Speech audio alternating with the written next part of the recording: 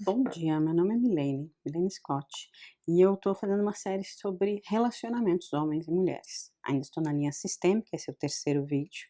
Assista os outros se não assistiu.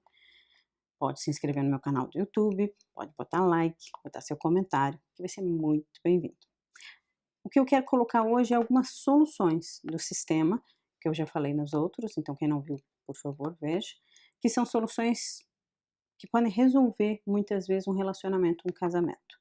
Primeira coisa que a gente precisa entender, que é onde existe a primeira triangulação de uma relação, é na nossa família de origem, nossos pais. Então, se em algum momento, como eu já mostrei nas outras vezes, esse filho vira o companheiro da mamãe, ou a filha, a princesinha do pai, ou coisa parecida, eles já estão numa relação. Eles podem não ter sexo dessa relação, mas e aí vão procurar fora, mas eles já estão.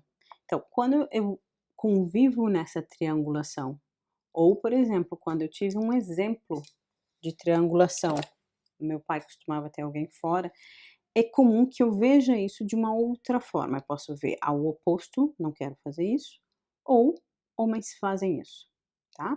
Mesma coisa, uma mulher pode ter essa crença, coisa do gênero. Uma mulher, por exemplo, que perdeu o pai, ela pode estar procurando o pai em vários homens. E aí, muitas vezes, ela não está para um homem só, ela está para outro. Então, são triangulações que acontecem porque o nosso sistema de origem gera exemplos, situações, faltas e que a gente vai buscar. Lembrando que qualquer pessoa que faça uma triangulação, tenha, por exemplo, uma amante, essa pessoa, no momento que tem a amante, e ela fez a triangulação, ela não está para uma relação. Então ela não trai a amante, a esposa, o trabalho, as coisas. Ela trai a si mesma. O que eu quero dizer com isso? Não tem nada a ver com moralidade. O que tem é, eu acostumei a minha pessoa a não colocar um foco, a não estar para uma relação, tipo, minha com o meu trabalho, com o meu projeto. Eu, na verdade, traio a mim mesmo. Quando eu não defino alguma coisa, quando eu não sei o que eu quero.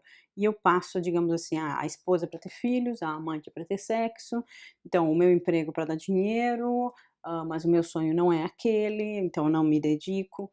Isso é uma das triangulações bem comuns e que precisa ser vistas no sistema, porque normalmente vem daqui de trás, vem de algum exemplo. Que pode não ser do meu pai, que pode não ser da minha mãe, que pode ser do meu avô, que teve outra, que por qualquer razão que seja, até por morte, mas esse sistema de triangulação, ele normalmente vem de algum processo anterior ao próprio casamento, que as pessoas colocam: "Não, minha mulher não dá", e blá-blá. Mas por que você atraiu essa mulher ou o que você não faz para não fazer com que ela tenha apetite sobre você? Ela tem um problema, será que é um problema? Por que você atraiu essa mulher porque, assim, é muito fácil, isso é o que gera o maior problema nas relações, é muito fácil querer culpar alguém da relação. Não existe uma relação que um só faz, não existe uma relação que um só é culpado, não existe uma relação de 2 que um só faz. "Ah, não, mas ele é dominante", bom, e você é dominado, então você participa desse jogo, tá. O que é muito comum e o que gera, na verdade, vários problemas. Então eu aconselharia o seguinte: deve um homem deve olhar todas as gerações que ele puder, que ele souber e que ele pedir para contarem dos homens na família. Um homem quer se curar enquanto homem, ele precisa ver como é que esses homens, assim como ele, lidaram com medos, com perdas, com sucessos, com a cultura do masculino, com as religiões, com as mulheres, como esses homens tratavam as mulheres. Ele recebe esse campo. E se tem homens aqui que muitas vezes, por exemplo, eram violadores, agressivos ou coisa do gênero, mesmo que ele busque não ser, vai ter situações que ele vai atrair de perda de controle. E aí vai ser na vida dele. Assim como uma mulher precisa ver ela, a mãe, a avó e a bisavó no mínimo. Por quê? Porque ela precisa ver como essas mulheres eram. Elas eram fortes, elas eram submissas, elas perderam filhos, elas, viam homens como coisas que valem a pena, ou o homem não presta, ou todo homem é assim, ou todo homem é assado, porque mesmo que eu ache que eu não pense assim, eu atraio, eu atraio esses acontecimentos na minha vida, em quem eu vou buscar. Vou falar de uma outra forma.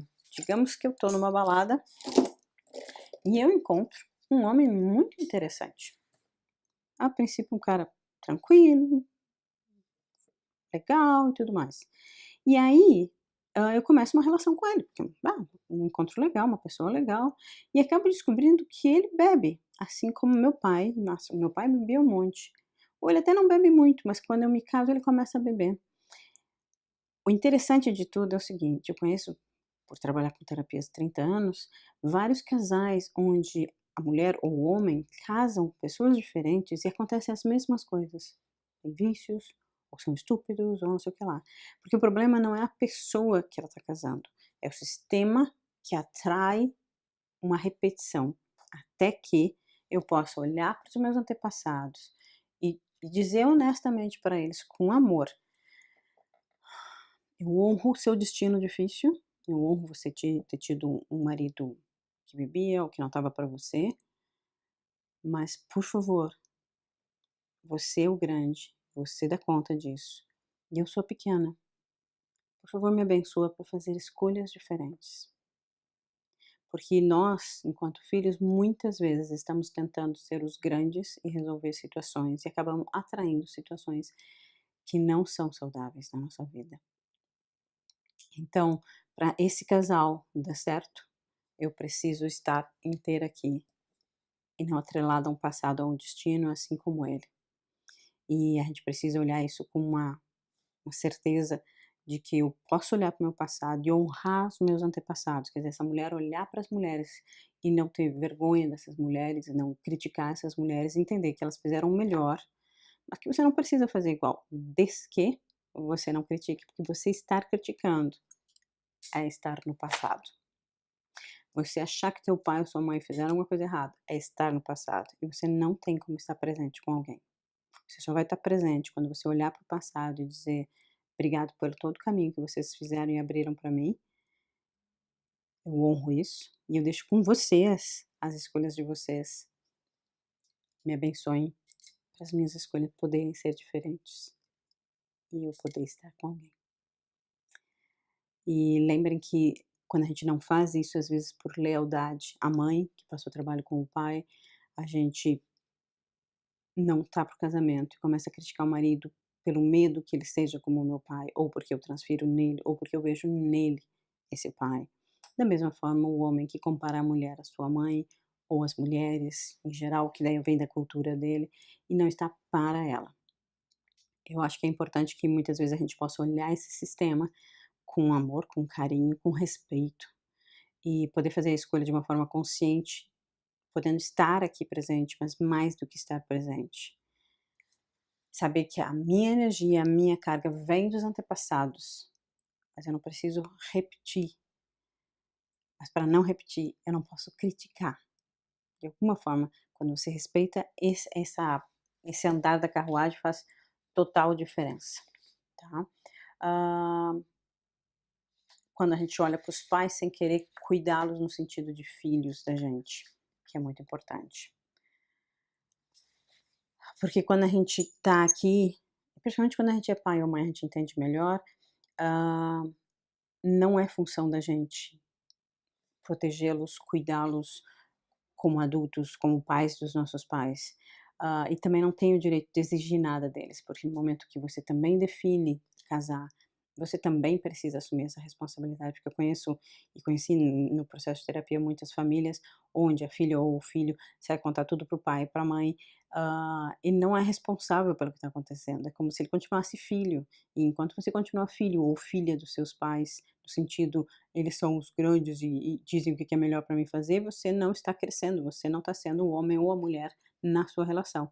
E isso gera deteriorização, em algum momento vai faltar respeito, ah, planos e energia para esse casal sobreviver de alguma forma. E aí vem a questão de quando esse casamento então não deu certo. Quando esse casamento não deu certo, a melhor forma de separar é entender que em algum momento vocês se amaram e que você vai levar tudo que ela deu para você, da forma que ela deu. E ela vai levar tudo que você deu para ela, da forma que ela deu. Significa que quando eu não preciso culpar alguém na relação, ou no término da relação, eu estou livre para uma nova relação.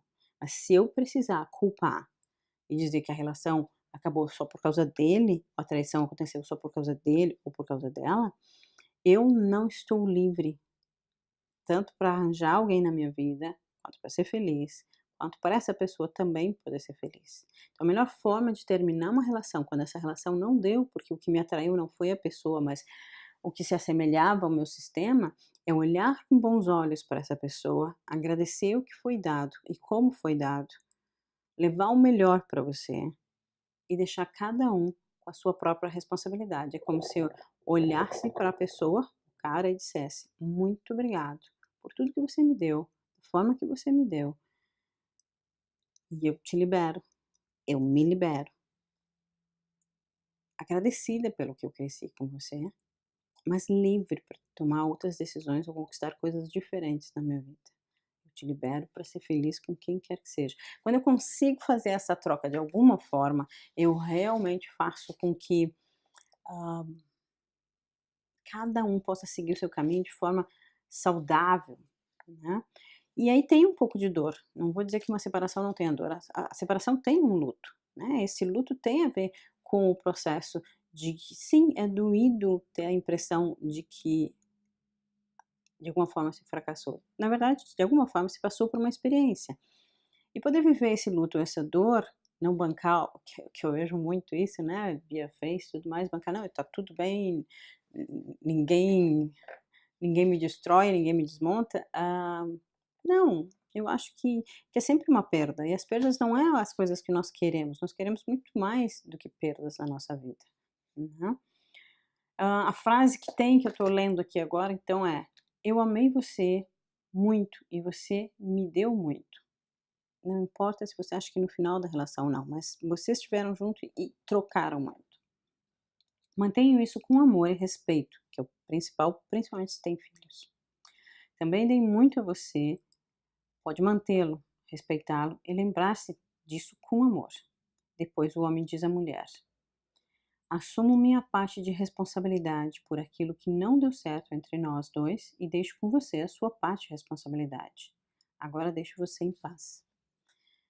Então, se precisar, volta o vídeo, ouve isso de novo, mas é bem isso. Às vezes, e mesmo que, eu tô separada, a pessoa não vai fazer esse exercício comigo, não importa. Você pode pensar em colocar alguém que você possa olhar, pode ser um papel, pode ser uma foto e dizer isso, né?